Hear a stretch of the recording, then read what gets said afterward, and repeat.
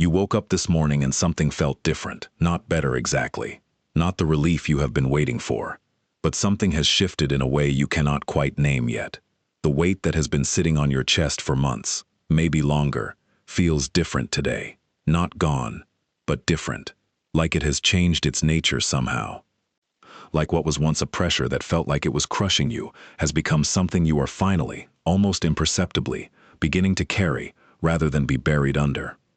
You have been in this place for a long time. Long enough that you have stopped being able to explain it to people who ask how you are doing. Long enough that the gap between your outer life, which continues to function, more or less, and your inner life, which has been going through something you do not have adequate language for, has become a thing you have learned to manage rather than close. Long enough that you have started to wonder, in the quieter moments, whether this is simply what your life is now. Carl Jung spent decades studying exactly this territory, not the dramatic crises, the sudden losses, the acute breakdowns, the events that announce themselves clearly as turning points, the other kind, the slow, invisible, profoundly disorienting experience of a person who is in the middle of becoming someone they have not yet become. Who has, without any single dramatic announcement, moved past the person they were, past the identity, the values, the goals, the relationships that organize their previous self, but has not yet arrived at whatever comes next. Who is suspended, in the most precise psychological sense of the word, between who they were and who they are becoming. And who experiences this suspension not as liberation but as a specific quality of heaviness that resists explanation and does not respond to the ordinary solutions, rest, distraction, positive thinking, the advice of well-meaning people that work for ordinary difficulties.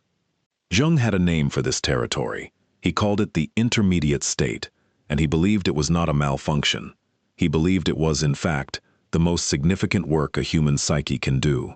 This video is about that work, and about what it means that you are still in it. To understand what the intermediate state is, you first have to understand what it is not. It is not depression, though it can feel adjacent to depression. It is not stagnation, though from the outside, and sometimes from the inside, it appears to have the quality of stillness that stagnation produces. It is not a failure of will or discipline, or the inability to do what needs to be done to move your life forward. It is not evidence that something is fundamentally wrong with you. What it is, in Jung's understanding, is the experience of a psyche that is undergoing genuine transformation at a level deeper than the ego can access or control.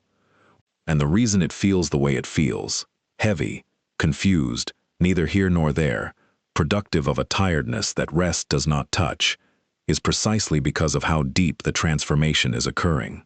Jung drew on the language of alchemy to describe this process. Not because he was mystically inclined in a way that dismissed psychological rigor, but because he found in the alchemists' descriptions of their work a surprisingly precise map of psychological transformation, and the stage he identified with the intermediate state was what the alchemists called the nigredo, the blackening, the stage in which the original material, whatever it was that was being transformed, had to be broken down entirely before anything new could form. Not partially broken down, not refined or adjusted or improved, broken down to its fundamental elements, dissolved, made into what the alchemists called prima materia, first matter, the formless, chaotic, not yet anything state that was the necessary precondition for genuine transformation. Applied to human psychology, this means something specific. It means that the confusion you feel is not the absence of clarity.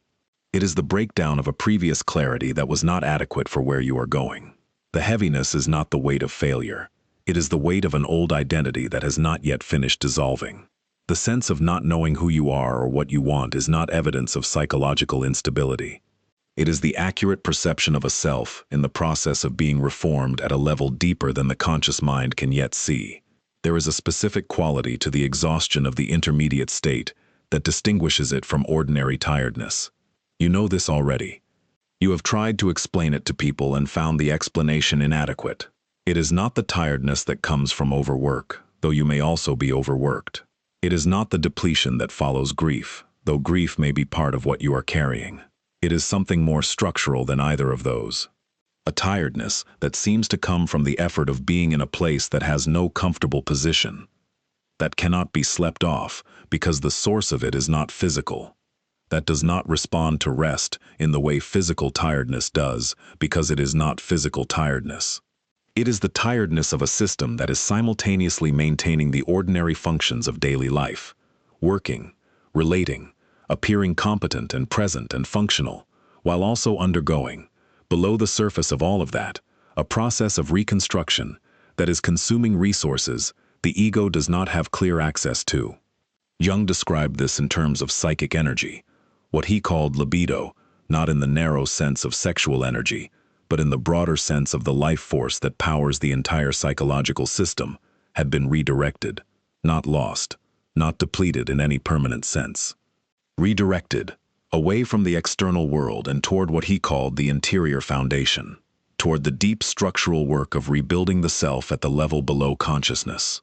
This redirection is why the things that used to feel energizing have lost their charge. Why goals that once seemed compelling now feel flat. Why relationships that once provided comfort now seem to require more than they return.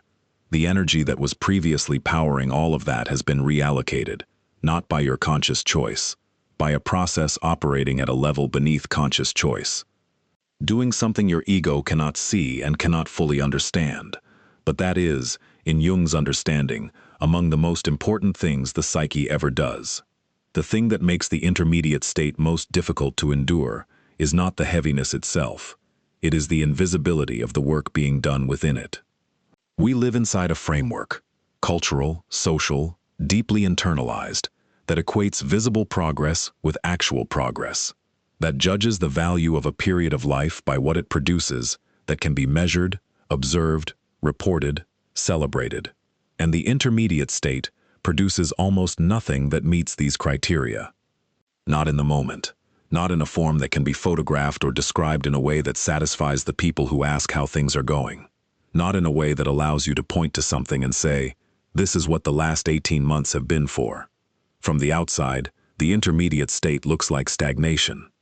From the inside, it feels like stagnation, and the gap between what is actually happening, which is profound, which is the deep structural work of becoming someone capable of carrying a life you could not yet carry, and what is visible, which is almost nothing, produces a specific kind of suffering.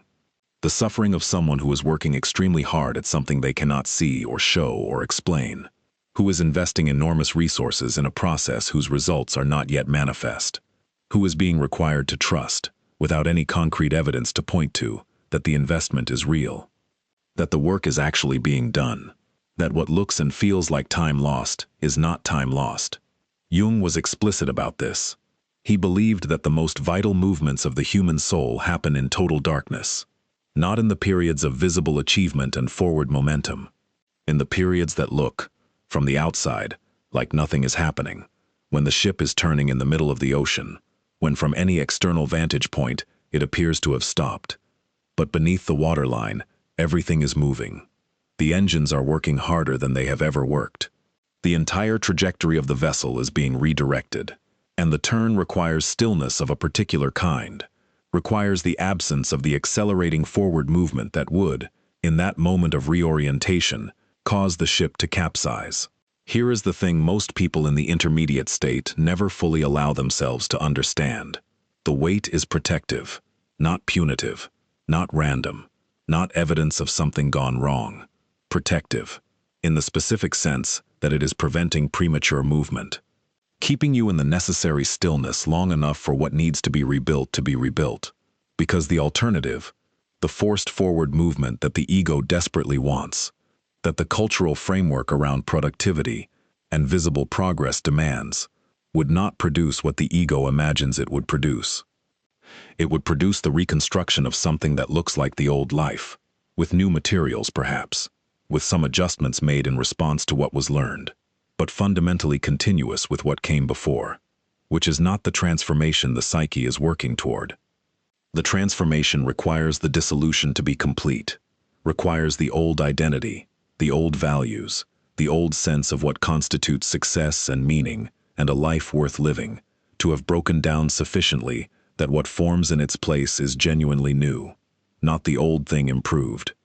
Something that could not have existed before the breakdown because it is made of material that the breakdown produced.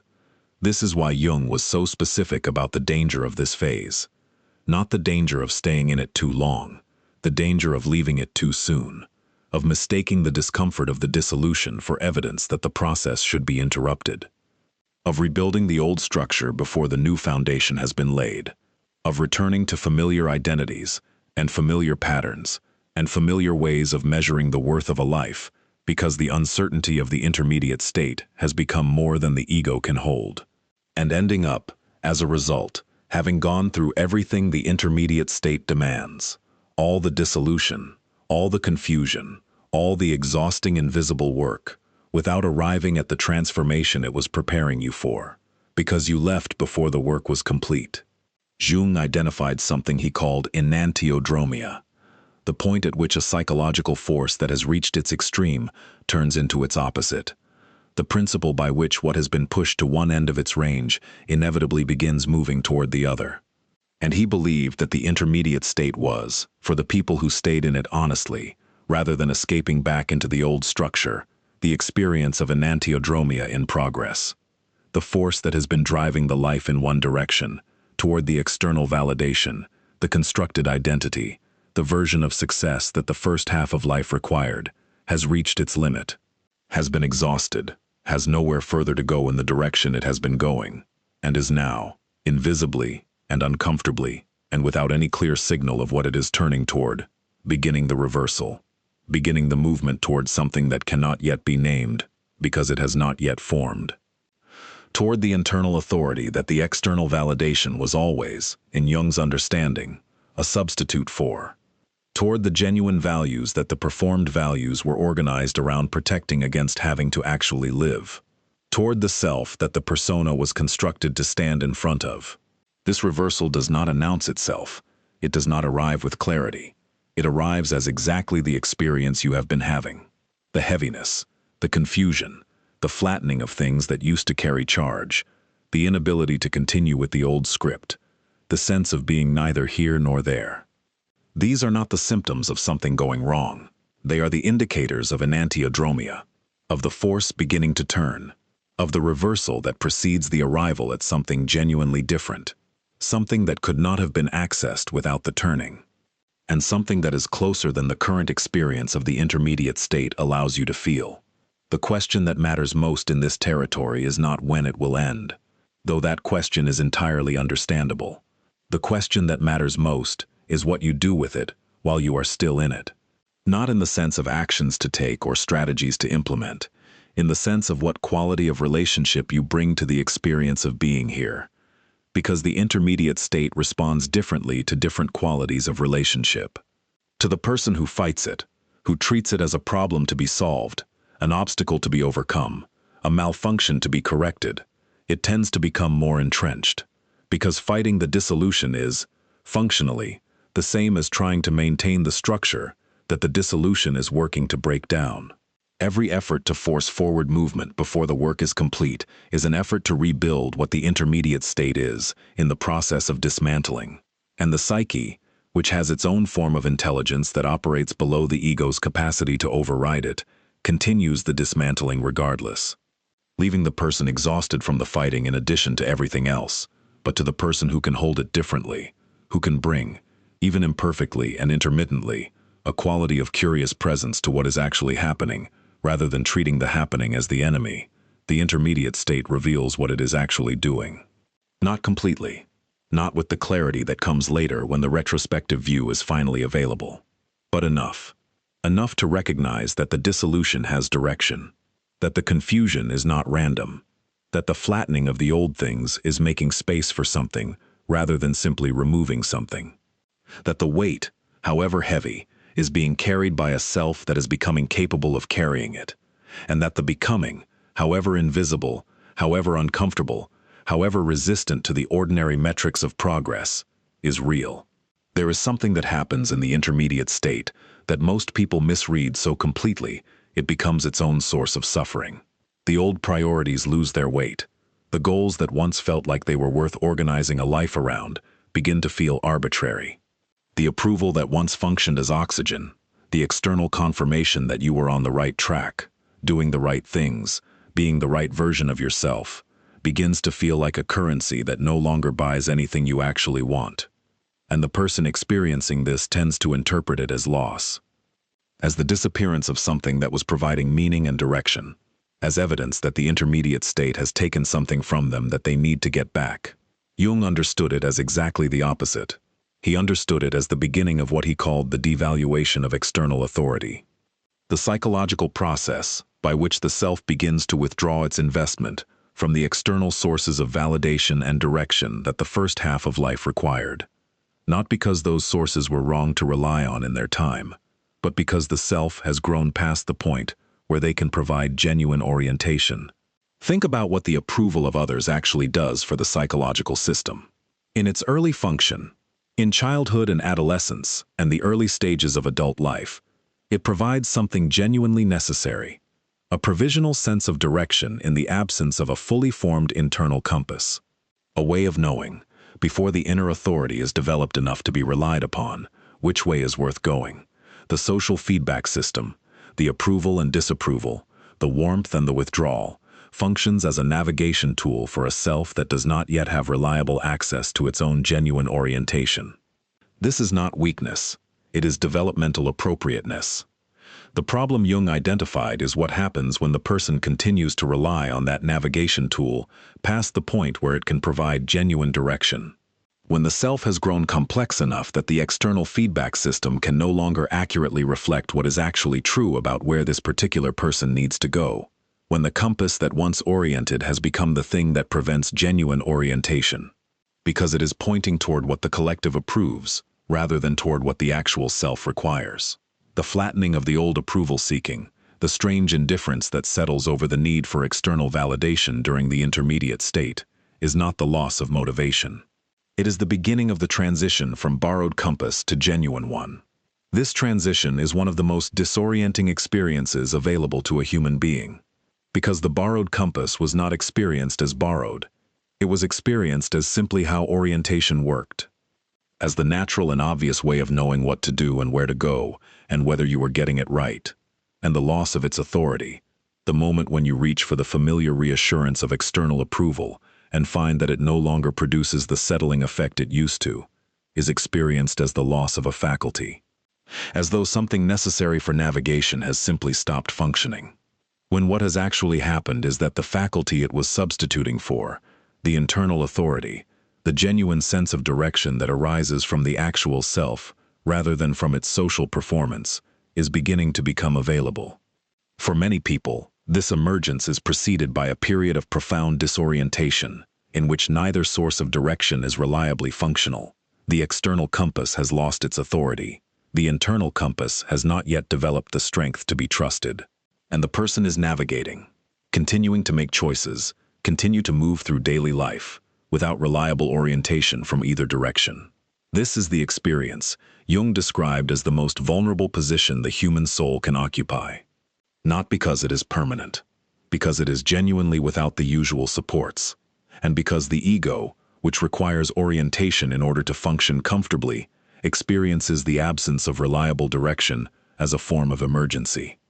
Generating the anxiety, the urgency to resolve the uncertainty, the desperate search for a new map or a clear plan, or some external authority that can restore the sense of knowing where things are going, that characterizes so much of the lived experience of the intermediate state. The new scorecard, the one that Jung believed was the authentic product of the intermediate state when it was undergone honestly rather than interrupted, does not look like what the ego expects, because the ego is expecting a better version of the old scorecard, more refined metrics, higher standards. The same basic categories: achievement, recognition, progress, success, assessed with greater sophistication. What actually emerges is not a refined version of the old scorecard. It is a different kind of accounting entirely, one that tracks things the old system did not register as worth tracking. The quality of your honesty with yourself in the moments when no one is watching. The degree to which your choices arise from genuine internal authority rather than from the need to manage others' perceptions. The capacity to remain present with difficulty without immediately converting it into a problem to be solved.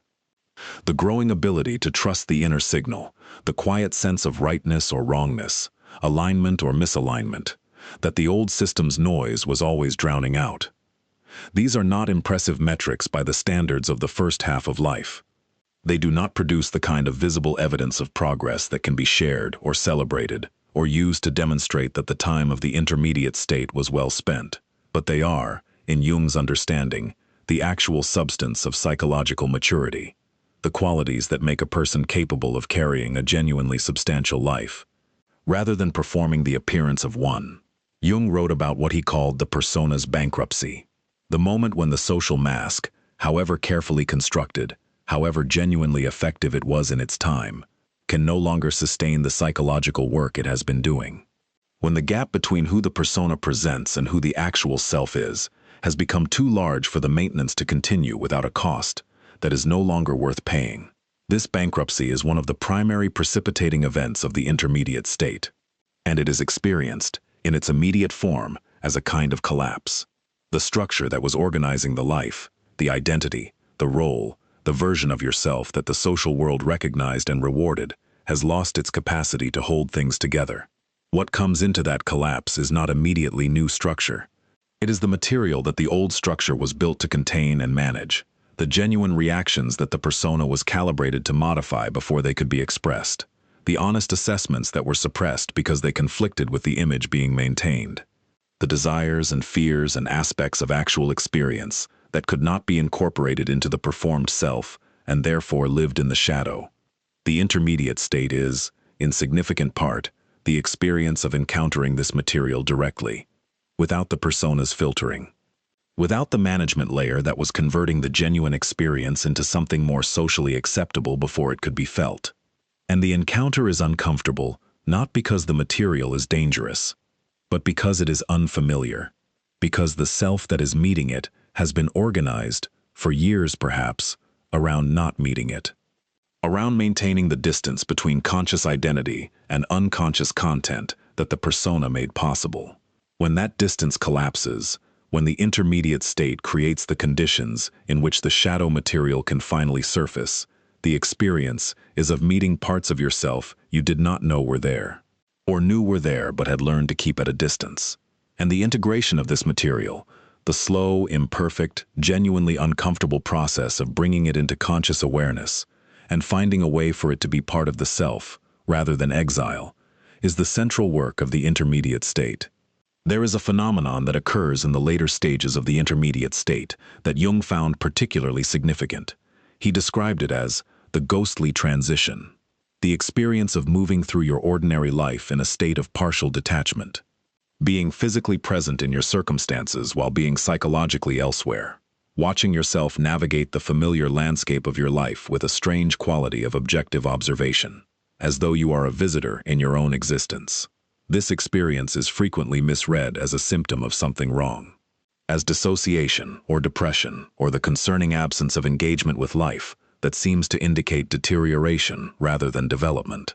Jung understood it differently. He understood it as the sign of a specific and significant psychological transition. The psychic energy, the libido, had already moved, already begun orienting toward the self that is forming, rather than the self that was. But the external life had not yet caught up. The circumstances, the relationships, the daily structures that were built around the previous self were still largely in place. And the person was therefore inhabiting, simultaneously, two different psychological realities. The old one, which was still the physical context of their daily life, and the new one, which was where the actual center of gravity had already relocated. The ghostly quality of the transition is the experience of that simultaneity, of being present in a life that no longer fully corresponds to where the self actually is, and the appropriate response to it, the response that allows the transition to complete rather than being interrupted, is not to try to reanimate engagement with the old life. It is to allow the old structures to recede at the pace they are receding. To resist the impulse to force yourself back into the old drama simply because the emptiness of the transition is uncomfortable, and to trust that the absence of charge in the old life is not evidence that life has lost its charge. It is evidence that the charge has relocated to somewhere that has not yet fully materialized. That is being formed, in the dark, in the necessary absence of external confirmation, in the intermediate state itself. The retroactive meaning that Jung described, the moment when the period of the intermediate state suddenly becomes legible in retrospect, is among the most significant experiences the psychological journey produces. It does not arrive during the hardest season. It cannot arrive during the hardest season, because the perspective required to see the shape of what was happening is only available from beyond it, from the vantage point of having come through. But it arrives with a specificity and a completeness that could not have been imagined from within the experience. The relationship that ended at exactly the moment it needed to end, the career that collapsed just before it would have calcified into something permanently wrong, the period of forced stillness that turned out to be the only conditions under which the something genuinely new could form. The connections that dissolved because they were organized around who you were, and the ones that survived because they were organized around who you actually are. None of this is visible from inside the intermediate state. From inside it, it looks like loss, confusion, and time that cannot be accounted for by any of the available metrics. But the psyche, operating at a level that does not have access to the conscious mind's timelines and expectations, and need for immediate legibility, is not confused. It is doing something specific, something that has a direction, even when the direction cannot yet be named. And the direction is toward wholeness, not the wholeness of a self that has been perfected or completed, the wholeness of a self that has been integrated, that has brought into conscious relationship the aspects of genuine experience that were previously excluded from the persona. That has developed the internal authority that external validation was always a substitute for. That has become, in the most fundamental psychological sense, more genuinely itself. What does it mean to be about to exit the hardest season? Not as a promise that the difficulty is suddenly going to resolve, not as the assertion that clarity is imminent in a form that will resemble the clarity you had before, as something quieter and more honest than either of those. It means that the work is further along than it feels from inside it, that the dissolution, which has been the dominant experience, is not indefinite, that the nigredo, the blackening, the necessary breakdown of the old material, has a natural conclusion, and that conclusion is not more darkness. It is the beginning of the formation of something that the darkness was preparing for. Jung described this emergence not as the return of what was there before, as the arrival of something genuinely new, something that could not have been there before the intermediate state, because it is made of what the intermediate state produced, of the integrated shadow material, of the internal authority that developed when the external authority could no longer be relied upon, of the genuine values that emerged when the performed values were no longer sustainable, of the self that exists beneath and beyond the persona. And that self, the one that the intermediate state has been working toward, is not a better version of who you were. It is someone capable of a life that who you were could not have sustained, capable of carrying the weight of genuine connection rather than the performance of it, capable of living from genuine values rather than the social approximation of them, capable of the kind of presence, in relationship, in work, in the ordinary texture of daily life, that only becomes available when the performance has finally been set down. You are about to exit the hardest season of your life, not because the external circumstances are about to dramatically improve, because the internal work has progressed further than the experience of still being in it allows you to feel, because the self that is being formed in the darkness of this season is closer to complete than the darkness suggests, and because the clarity that comes after, not the borrowed clarity of external direction, but the genuine clarity of a self that finally knows its own compass, is already, beneath everything, beginning to form. Trust the process that has been running beneath your awareness. Trust the work that has no visible product yet. Trust the self that is being built in the dark. Because what is being built is more durable and more genuinely yours than anything that came before it. And it is nearly ready. If something in this gave language to something you have been carrying without being able to name it, leave one word in the comments that describes the season you are in right now, because naming it is the first act of witnessing yourself through it.